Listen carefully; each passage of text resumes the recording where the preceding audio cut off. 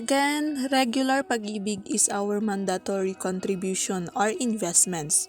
So you should have these investments before opening your MP2 investment.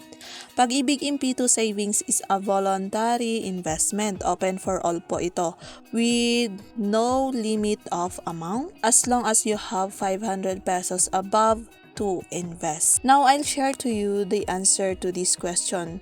Meron po kasing nagtanong at syempre na-curious din po tayo kung ano yung sagot nito. So, what if namatay si member, ikaw mismong investor dito sa Pag-ibig or either Pag-ibig 1 or Pag-ibig 2? Who can claim? Ayon po sa ating pinirmahan na form before po tayong nag-invest or nag-contribute sa Pag-ibig, dun po natin nabasa itong sagot natin ngayon. Upon the death of a member, his legal heirs shall be entitled to receive the applicable death benefit in addition to the deceased member total accumulated value or TAV. Ano itong tinatawag nating TAV or total accumulated value?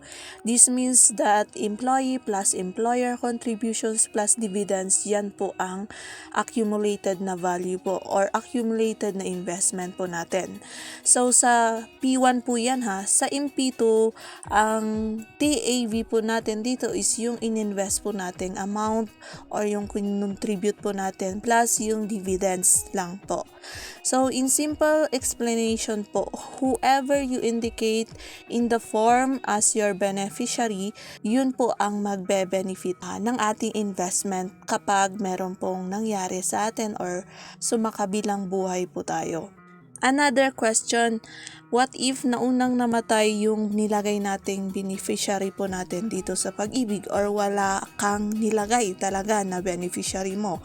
Same pa rin po ang sagot natin, magfo-fall pa rin po yan sa legal heirs or yung tinatawag nating family code pa rin po ang masusunod, yan po ang basis. If married ka po, ang kukuha ng inyong claims or yung TAV mo is yung legal wife and kids and even your illegitimate ang pwede lang po. And if single ka naman, yung parents mo po ang kukuha or magka-claim ng inyong total accumulated value or yung investment mo po dito. So yung amount of the death benefit depend on his membership status with the fund at the time of his death. So, ganun po kasimple yung answer sa tanong na what if namatay na si member, sinong magka-claim?